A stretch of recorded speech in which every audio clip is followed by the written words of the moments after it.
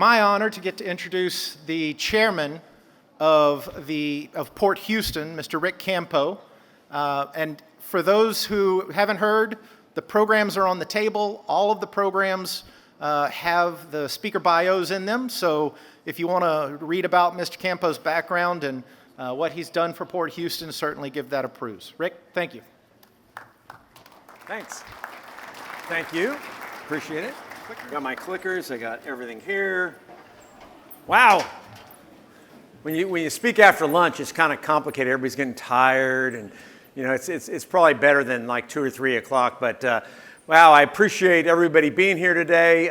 So I'm going to give you a quick update on Port Houston and what's going on. And by the way, it's a lot. It's pretty amazing. I know we have some of our Port Houston team over here. Roger Gunther is here, the executive director. Roger, do we have any commissioners? I don't think so. Any commissioners from Port here? Okay, so let's just start out and we'll talk about Port Houston. And there's a lot of discussion, I know, and whenever I get in front of a group like this, I want to make sure people understand exactly what Port Houston is and what Port Houston is, right? So there's a lot of confusion with that. So the Houston Ship Channel is a vast economic engine. Port Houston is part of that ecosystem. So we are the what they call the non-federal sponsor of the channel. So that means we're the partner with the federal government, both the Coast Guard and with the Corps of Engineers to manage the channel. In addition, we operate 8 public terminals, including the 2 container terminals, Barbers Cut and Bayport. And then when you think about the overall Houston Ship Channel, it consists of 200 other terminals that are all privately owned, besides the 8 terminals that Port Houston owns and operates. And it's pretty unusual too for ports in America. There's only 4 ports in America that actually operate their ports. A lot of ports just lease land, and then the private industry operates the container terminals. A lot of the West Coast is like that. So we're pretty unique in that way. It also makes us very strong financially. The port itself is an incredible business. We have 750, 800 employees, plus we employ a lot of labor from the ILA. I'm sure there's some ILA folks in the room. Thank you for what you do every single day. I think the really most important part of our job at Port Houston is to advocate for everyone at the port. We're a team of a lot of folks with the federal side, with the pilots, with the seafarers unions, the ILA, and all the other private enterprises that are in and around the channel itself. So the port is managed by commissioners, and there's 7 of us. I'm the chairman, and there's 6 others that are appointed by various municipalities. And we operate on behalf of the region. The port is really all about jobs. The reason I wear this shirt, if you've been here for the last 5 years, this is my 5th year being able to talk to this group, it's about jobs. That's what we're about. Bottom line is jobs. When you think about the economic impact that we have in the region, it's just massive. And this is a shirt that our folks wear every single day when they're working at our terminals. This is actually an electrician's shirt.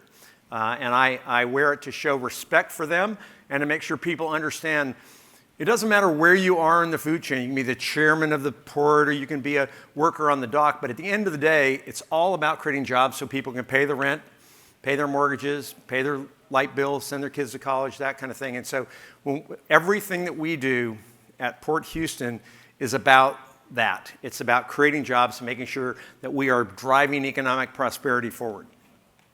When you think about these numbers, there's some interesting numbers here. So every 4 years, we do an economic study that shows what kind of impact the port has overall. And when you look at these numbers, it's just pretty amazing.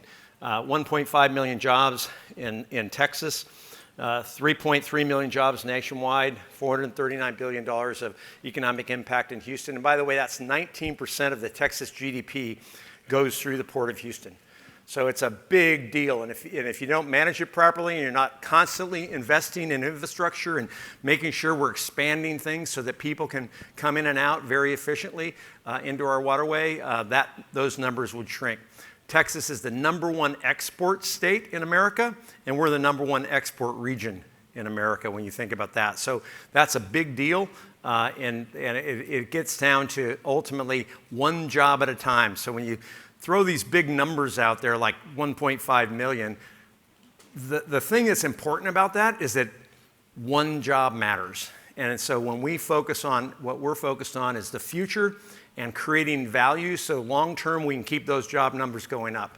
And when you look at these numbers from the last time that we did it, our numbers are up like 30% from the prior 4-year period. So going in the right direction, and we just need to keep moving in that direction. To give you a sense of just the channel itself, now this is the channel, so this is Houston Ship Channel. This is everybody. So last year we were up 22%, or we were up 16% in total cargo, and this year we're up about 1.5%. So it's slowing from last year, but still up dramatically over the last 4 or 5 years. What's slowing it? Obviously, we know what's happening. The Federal Reserve is trying to slow the economy. Consumers are now buying less products and doing more services. Post-COVID, they were doing more services and less products, and so now we have a shift that's going on in the business when you think about that. And from an energy perspective, I love this slide here. This is a slide that if you go to Sealy, right outside of Sealy, it's off I-10 on the left-hand side, and this is Enterprise Products. It's a place where the pipelines come in, they fill up these tanks, and then they send the pipeline. The products then go to Houston, and we refine them. The thing that's amazing, I think, that people don't realize is Houston has 650 million gallons or barrels of capacity, storage capacity, which means that we have all these pipelines coming in, 650 million barrels of capacity, and that capacity then allows us to rearrange those molecules and to create lots of products that everybody uses. Everything in this room that we have today is a petrochemical product, and those petrochemical products, if you want to go down the list, we're #1 in every kind of petrochemical product you want to think about in America in terms of the refining of it, the exporting of it, and the making of it. And so ultimately, that value creation is a lot of what's going on in creating these jobs, and I want to make sure that we understand that is a great business long term. And even in the energy transition, we're going to need petrochemical products to continue to live the way we live. When you look at Port Houston, now this would be our growth, meaning the port's 8 terminals. Our growth was up 16% last year as well. And today we're down about 4% in total tonnage. And when you think about that, no one likes a number that goes down, but you have to sort of look at the components of it. Our loaded imports are down because of what I just said about the Federal Reserve and the changes in consumer spending and the like. But our loaded exports are way up, which is really good. And what's driving the overall tonnage down is primarily steel and some things like that. So our business is really good.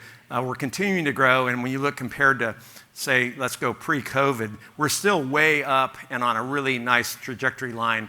When you take all the COVID noise out of the system. Some of the import numbers or export numbers I think are really interesting. Like Port Houston has a 59% share of resin exports in America. So that's Exxon and others making resin. They put the resin in a bag. They put it in a container. Container goes out on a ship, goes somewhere, gets processed, and guess what? It's sitting on your table now when it comes back to us. And that's a big growing export. It continues to, I read in the paper today that ExxonMobil just finished a $2 billion expansion of their plant up here. So we think that's going to continue to grow. When you think about container growth and then the competitive nature we have, we're the #1 waterborne port in America. We're #1 in all these other different exports and different other measures. And when you think about being #1, you compare that to your competition. We always do. And when you look at the competition, this slide shows that even though our container growth, our loaded imports are down, look at the comparison to the West Coast. West Coast down 25%, we're down 4 or 5. And when you think about that, the reason is it's easier to do business here. The widening of the Panama Canal was key in 2016. So what's happening is, if you look at what happened on the West Coast, in 2017, the West Coast ports handled 57% of the inbound containers in America. Today, it's 43%. And what's happened is that it's harder to do business there. It's easier to do business here. We've expanded our facilities here. The Panama Canal opening has allowed larger ships to go through there. So what happens is the ships now are going through the Panama Canal, coming up on the East Coast, and then coming to the Gulf Coast. We're the number 5 container port in America today. We were number 7 a couple of years ago. So our growth is at the expense of some of our compadres on the West Coast. And that's a pretty amazing thing when you think about it. When you look at export growth, you look at our exports compared to the U.S. is flat, and West Coast is down, and we're up big.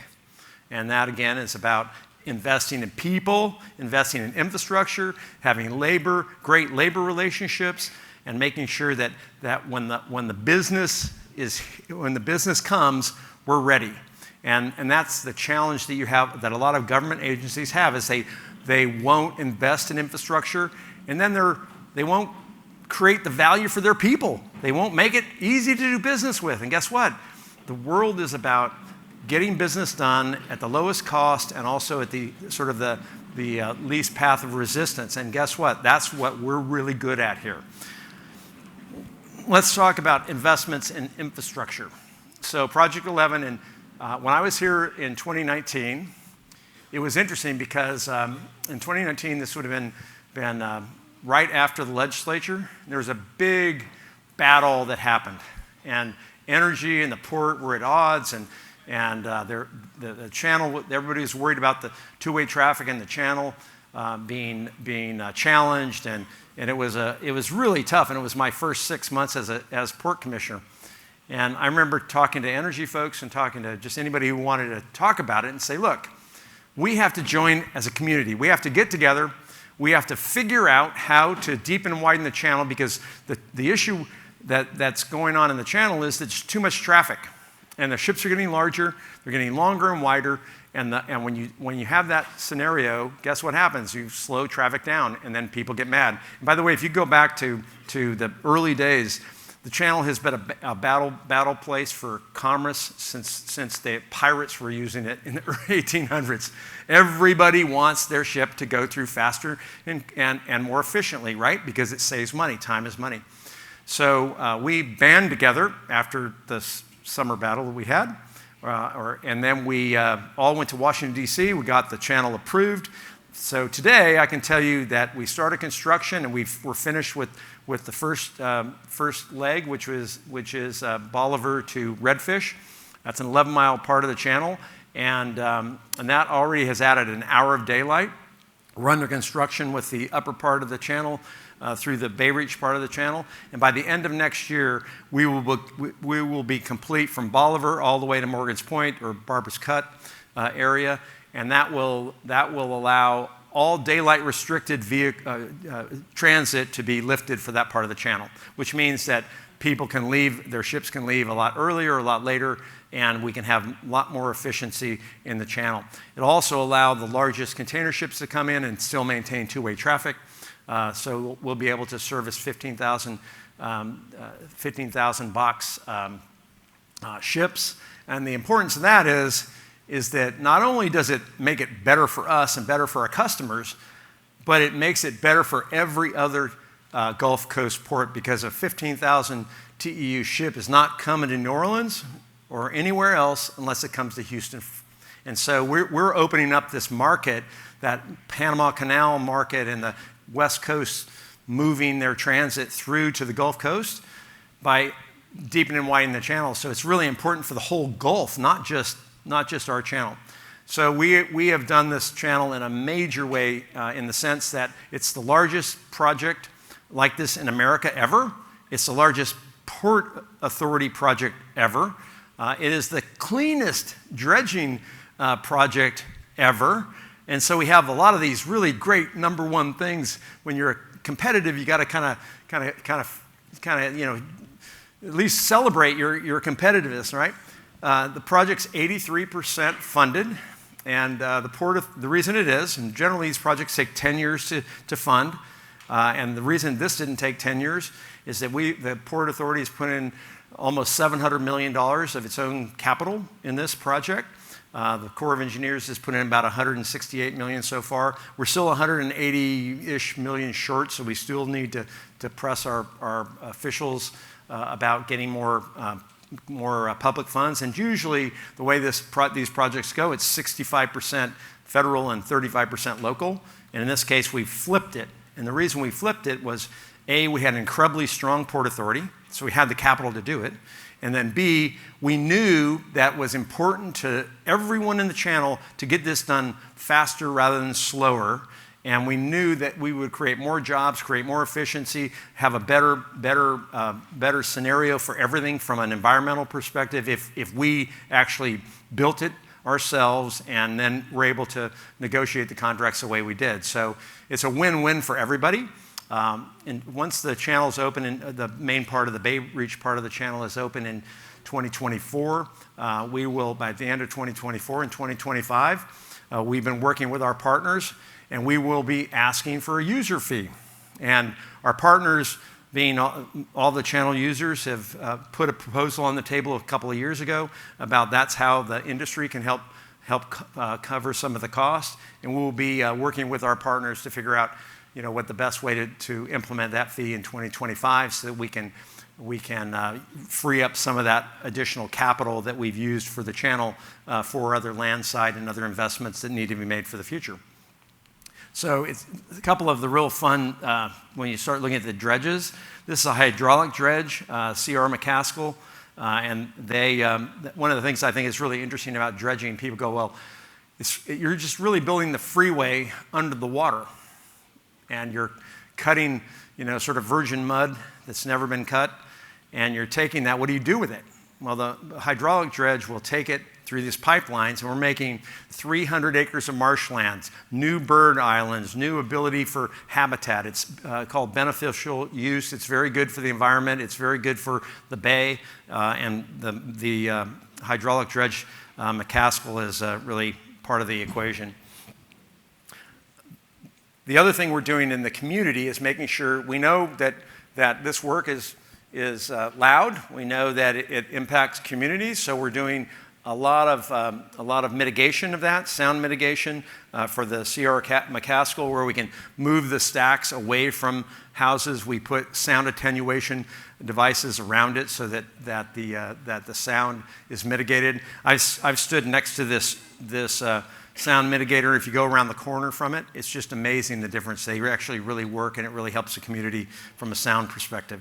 When you look at this, is a really cool one. This is called this is the DB Avalon, and this is the cleanest and most efficient dredge in America ever built, being used. It's a mechanical dredge, and this is being used to create new oyster beds in the bay. They had original specs on it that said that the environmental attainment was going to be like really the highest ever, and they're 30% over those original numbers now. It's based on, because it's computer operated, it's a hybrid electric, and this is the wave of the future.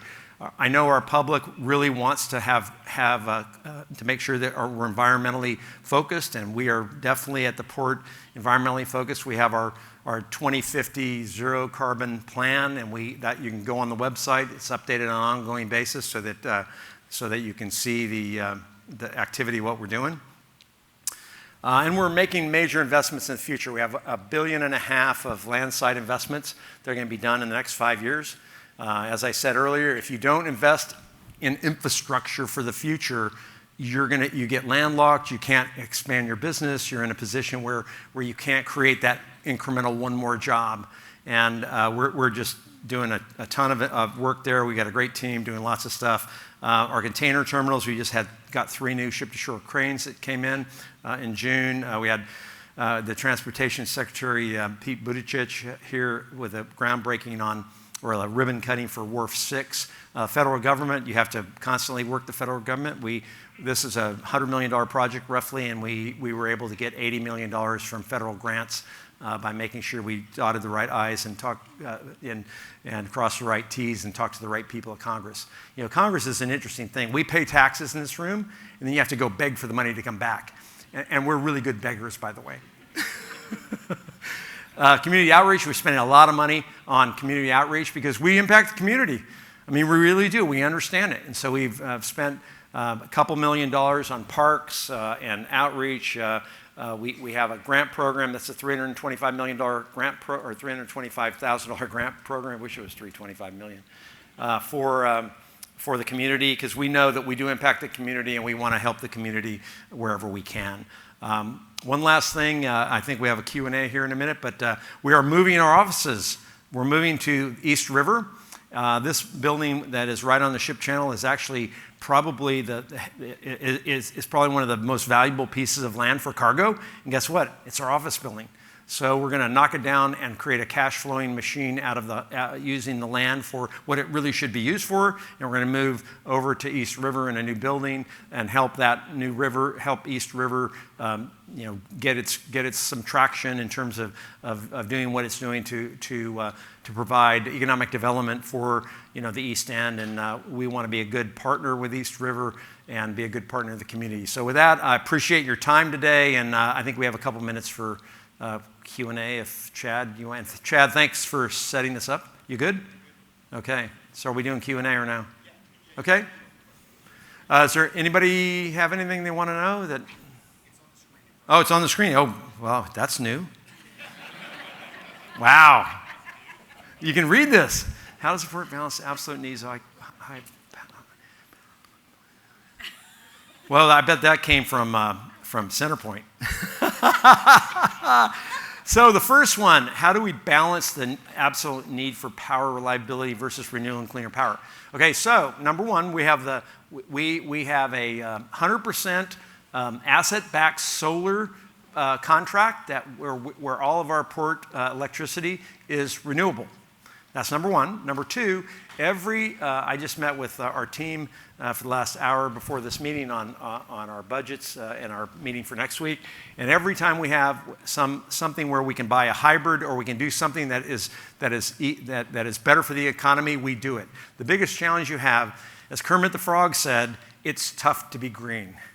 And part of the problem with green is that sometimes a product might be 5x what a normal product is.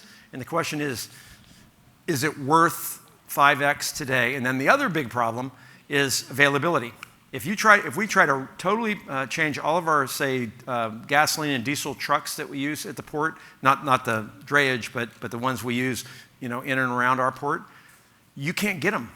There's no availability. So with increase in water traffic in port, how many additional trucks are hitting our roadway? Trucks are an issue. There's no question about it, and that we're studying a lot of different ways: rail, freight shuttle, all kinds of different mechanisms to take trucks off the roadway. Also, we're testing hydrogen, hydrogen fuel cell trucks and other trucks that could reduce emissions as well, because that's really a huge issue for sure. Port is not being negatively impacted by the lower water levels at the Panama Canal, and the reason being is that Panama Canal, most of our customers are long-term customers that have systems and supply chains, and they have contracts with the Panama Canal, and so they get through the Panama Canal without much trouble. The people who try to go through the Panama Canal in the spot market, which means they don't have a reservation or a contract or a fixed price, they wait in line. And those people waiting in line are waiting in long lines right now, because it is affecting, at the margin, it's affecting those folks that don't have long-term contracts with the Panama Canal. But most of our container businesses all have long-term contracts, and so we have not been negatively affected by that at all. What else? When will the port's gates be open 24/7 in the future? No. The reason is that people don't want to work 24/7, and we had a Saturday service that we did, and unfortunately, we couldn't get enough usage on the Saturday gate, because guess what? People want to play golf, they want to go to their kids' baseball games, and so unless we get now maybe when the freight shuttle comes and we can mechanize, have our workers there put something on a freight shuttle and then have the freight shuttle go and have somebody at the other end that takes it off. Maybe that's how you work 24/7, but having like people do it is tough, because we all know that. Anybody want to work the graveyard shift at the port here? Probably not. So that's the challenge. It's a human issue. How am I doing here? Are you ready? Or do we have any more? Let's see. How will you manage the port during beltway expansion removal? That's a good question. We're going to be watching it a lot and putting lots of information on our website. I mean, we work with TxDOT, and we work with all the regional folks on transportation to make sure that we don't have bottlenecks. And unfortunately, you're going to have some of that out there, but we will try really hard. What impact has the shale revolution and low-cost natural gas having container imports and exports? That's an interesting question. I think the shale revolution has helped grow our region, and what grows when you think about why we have an increase in consumer goods coming into our region, it's because we have more people. If you look last year, we gained 124,000 people. We're supposed to gain 1 million people over the next 10 years. And so the shale and just energy and the business environment of our region definitely has a positive impact on the ability to bring products into the port, and Port Houston container volume should continue to go up with our population growth and with the economic growth that we have. So I think just in terms of what the oil and gas fracking aspects is probably more driven by economic growth, as opposed to just the fact that fracking was invented and we can now get oil and gas out cheaper. The marine industry is trying to be more green too. They're looking at lots of different fuel types, hydrogen, ammonia, all kinds of different scenarios to get global shipping down. I think what's happening in America today, and actually in the world faster than America, is that most companies are trying to be more focused on being green and reducing their carbon footprint. It's just harder to do, and I think harder to make economic sense out of it. And in Europe, they're forcing people to do it and costing bottom lines a lot and jobs as a result of it. So it'll be interesting to see how it all plays, but we'll have a part, and we all need to keep doing that. What keeps me up at night? Not much. I sleep pretty good, especially when I have a team like at Port Houston, and we're as strong as we are, and we have the backing of the community like you folks here. Not much keeps me up at night. I think we are in an interesting world with interest rates going up, and that's changing the dynamics for all of us, from home purchasers to cost of capital when you are trying to build something. So I think we need a little bit more stability in that, probably. And ultimately, you can't deficit spend your way into prosperity, and that's a broader national issue that I think about a little bit. So with that, I think we're done. Thank you.